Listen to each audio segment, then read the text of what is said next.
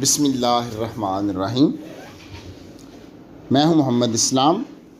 The longest journey starts from step 1। आज का हमारा टॉपिक है मेंटेनेंस अलाउंस, यानी fixation of interim maintenance allowance and final maintenance allowance. Basically ये lecture भी लेक्चर नंबर 6 का पार्ट 5 है। इससे पहले हम पार्ट 1, 2, 3, 4, 5 डिस्कस कर चुके हैं। ये उसका पार्ट 5 है। जो रेलेवेंट प्रोविजन डील करती है वो है सेक्शन 17A। Section 17A। अच्छा, आगे चलने से पहले यहाँ पे एक बात डिस्कस करें कि 2015 की अमेंडमेंट के ज़रिए ये सेक्शन बेसिकली इंसर्ट की गई।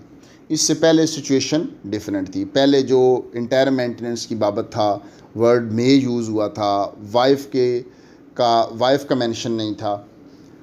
अब हम इसको डिस्कस करते हैं कि इसमें क्या क्या अब सेक्शन मेंटेनेंस अलाउंस फिक्स करने के लिए इंटायर मेंटेनेंस अलाउंस फिक्स होना है। अगर उसकी पेमेंट नहीं होगी तो उसके क्या इफ़ेक्ट्स होंगे। देर आफ्टर फाइनल मेंटेनेंस की फिक्सेशन जो है वो किस तरह होनी है, और एनुअल इंक्रीजमेंट की सिचुएशन क्या होगी। अगर अदालत ने एनुअल इंक्रीजमेंट नहीं लगाई then what will be the situation.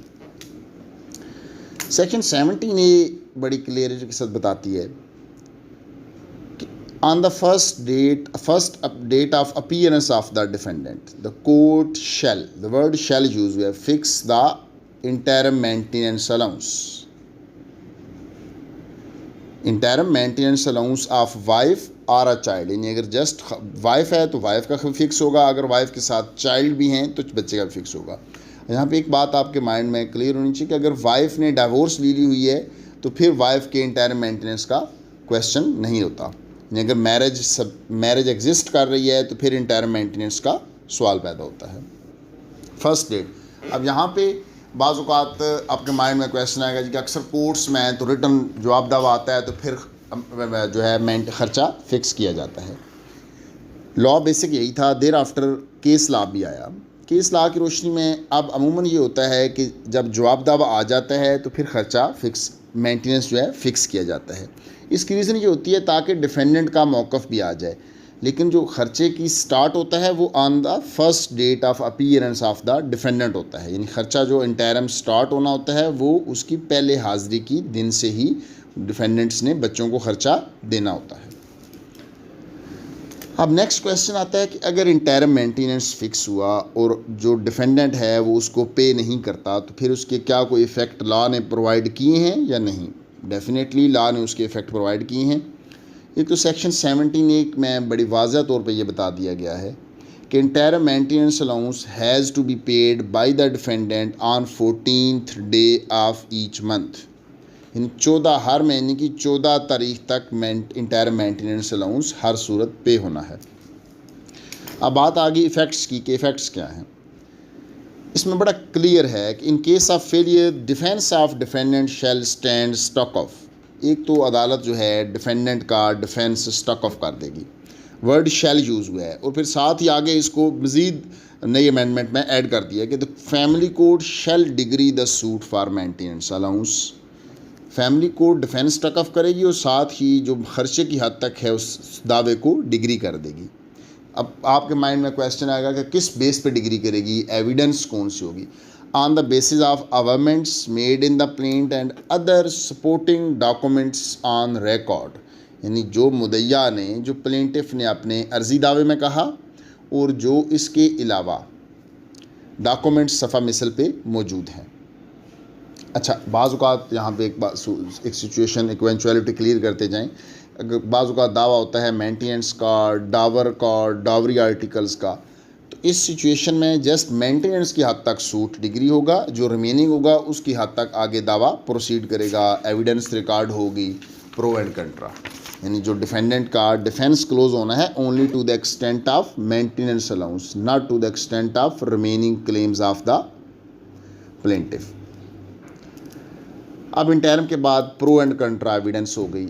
अब क्वेश्चन आ जाता है कि procedure for the purpose of fixation of maintenance allowance. Final यानी फाइनल मेंटेनेंस अलाउंस अदालत ने कैसे फ़िक्स करना है, उसके लिए अदालत ने क्या क्या सिचुएशंस देखनी है। सबसे पहले तो देखें, अदालत जो है पेरूज़ करेगी pro and कंट्रा evidence. Pro and कंट्रा evidence से मुराद ये है कि जो एविडेंस, जो शहादत मुद्दईया ने, प्लेंटिफ ने, वाइफ ने पेश की है, अपने गवाहान पेश किए हैं, डॉक्यूमेंट्स पेश किए हैं उनको, और देर आफ्टर जो हस्बैंड ने, डिफेंडेंट ने, मुद्दा ने जो शहादत पेश की है, जो डॉक्यूमेंट्स दी हैं, उनको देखा जाएगा। फिर जो मोस्ट इम्पॉर्टेंट बात है कि इनकम ऑफ द डिफेंडेंट, यानी जो डिफेंडेंट के सोर्सेज हैं, जो डिफेंडेंट ने इनकम, इसको ये बेसिक, इसमें जो प्राइम कंसिडरेशन है वो है इनकम ऑफ द डिफेंडेंट।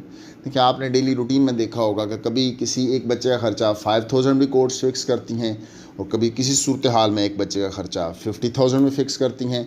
अब क्वेश्चन ये है कि अगर किसी बेटे का बाप जो है वो एक लेबर है, तो डेफ़िनेटली उसकी सोर्स ऑफ इनकम के मुताबिक मेंटेनेंस फ़िक्स होना है। अब अगर एक फ़ादर जो है इज़ अ ब्रिटिश नेशनल, तो उसकी सोर्स ऑफ इनकम के मुताबिक जो है वो डिफेंडेंट होना है, या इंडस्ट्रियलिस्ट है, या कोई बिजनेसमैन है, या कोई लैंडलॉर्ड है, तो उसके मुताबिक फ़िक्स होना है। यानी कोई ये नहीं कह सकता किसी कोर्ट में, या पार्टी ये नहीं कह सकती कि फ़लाँ केस में तो 4000 फ़िक्स हुआ तो मेरा भी 4000 ही होना चाहिए। हर केस के अपने फैक्ट्स एंड सर्कमस्टांसेस हैं। अच्छा, एविडेंस भी अदालत ने देख ली, सोर्स ऑफ इनकम भी देख ली। अब बाज़ औक़ात ऐसा होता है कि सोर्स ऑफ इनकम की सूरत में सिचुएशन डेवलप नहीं, तो लॉ ने यहाँ पे भी सिचुएशन क्लियर कर दी। फैमिली कोर्ट को पावर्स दे दी कि the family court may summon the relevant documentary evidence from any organisation, body और authority to determine the state and resources of the defendant. यानी जब डिफेंडेंट किसी ऑर्गेनाइजेशन में, किसी अथॉरिटी के पास एम्प्लॉय है, तो सिचुएशन अदालत किसी नतीजे पे नहीं पहुंच पा रही कि डिफेंडेंट की आमदन पर मंथ कितनी है, तो इस सूरत में अदालत जो है मुतलका अथॉरिटी से, मुतलका बॉडी से रिकॉर्ड तलब कर सकती है। मिसाल के तौर पे प्लेंटिफ मुद्दईया ये बयान करती है कि जो डिफेंडेंट है पाकिस्तान टोबैको कंपनी में मुलाजम है और उसकी माहाना आमदन 1 लाख रुपया है, जबकि डिफेंडेंट आता है वो कहता है जी मेरी माहाना आमदन 30,000 है, और वो आके एक पे स्लिप भी टेंडर कर देता है। अब प्लेंटिफ ऑब्जेक्शन रेज करती है जी कि ये जो पे स्लिप है दैट इज़ नॉट जेन्युइन। अब इस इवेंचुअलिटी में कोर्ट के पास डिस्क्रिशन है कि वो may summon the record of Pakistan tobacco company, वहीं या जहाँ पे वो जहाँ पे वो जॉब कर रहा है, वहाँ से वो नोटिस भेज के कंसर्न डिपार्टमेंट, कंसर्न जो ऑफिशियल होगा, जो रिकॉर्ड होल्डर होगा, उसको ये डायरेक्शन दे सकती है कि इसकी जो सैलरी स्लिप का रिकॉर्ड है वो पेश किया जाए। आई होप कि जो fixation of final maintenance loan से आपके माइंड में किसी न किसी हद तक क्लैरिटी आ चुकी होगी कि किस तरह मुकर्रर होना है। अदालत ने ये सारा कुछ देखना है कि डिफेंडेंट की आमदन कितनी है। अब बाज़ औक़ात होता है कि हायर दैन क्लेम्ड, यानी कि जितना ख़र्चा मांगा गया है, जो 2015 में अमेंडमेंट आई उसमें अदालत को ये डिस्क्रिशन भी देगी कि अगर किसी ने 10,000 पर मंथ मांगा है तो अदालत की ये डिस्क्रिशन है कि वो बच्चे का ख़र्चा 15,000 भी मुकर्रर कर सकती है, यानी अमाउंट क्लेम से एक्सेस भी ख़र्चा मुकर्रर किया जा सकता है। अच्छा, इसके साथ वजूहात दे दी कि क्या वजह हो सकती है। Due to the flux of time, यानी काफ़ी ज़्यादा टाइम लिटिगेशन गुजर गया, और एनी अदर रेलिवेंट सर्कमस्टांसेस। अब रेलिवेंट सर्कमस्टांसेस से क्या मुराद है? मिसाल के तौर पे मुद्दईया ने जब दावा दायर किया तो जो बच्चों का फादर डिफेंडेंट था, father of the minors was in Pakistan, was serving as a labour, एक मज़दूर के तौर पे काम कर रहा था, लेकिन during the proceedings of the suit he proceeded to UK, वो दौरान दावा इंग्लैंड चला गया। अब सर्कमस्टांसेस चेंज हो गए, यानी यहाँ पाकिस्तान में माइट भी कि वो 30,000 ले रहा हो, लेकिन वहाँ पे एटलीस्ट वो 3 लाख रुपया ले रहा होगा।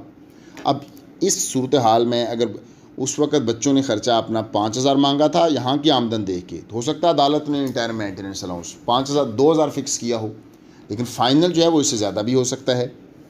अच्छा, यहाँ पे एक बात और वाज़ा करते चले कि जो इंटरम मेंटेनेंस होता है it is just a tentative assessment. ये फ़ाइनल जो डिसीजन होता है उस पर बिल्कुल बाइंडिंग नहीं होता। यानी अगर इंटरमली किसी बच्चे का 5,000 हुआ है तो अल्टीमेटली उसका 10,000 भी हो सकता है। अगर पहले 10,000 हुआ है तो फाइनल करते वक्त उसको कम भी किया जा सकता है, 5 भी किया जा सकता है। यानी इस पर कोई हार्ड एंड फास्ट रूल नहीं है कि जो ख़र्चा इंटरम मुकर्रर हो गया वो कम या ज़्यादा नहीं हो सकता। बाज़ लोगों के माइंड में एक मिसकंसेप्शन होता है कि जी इंटरम अगर 4,000 है तो देर आफ्टर इसने 7,000 ही होना है, 5,000 ही इंक्रीज़ होना है, डिक्रीज़ नहीं हो सकता। नो, ये बात बिल्कुल आपके माइंड में क्लियर होनी चाहिए कि इंटरम मेंटेनेंस जो है डिक्रीज़ भी हो सकता है। अब बात आ गई एनुअल इंक्रीजमेंट की, एनुअल इंक्रीमेंट की। अच्छा, फैमिली कोड को ये बता दिया कि family code shall prescribed annual increasement in maintenance allowance. Family code के लिए ये बाइंडिंग इफेक्ट है कि वो एनुअल इंक्रीमेंट जो है मेंशन करेगी।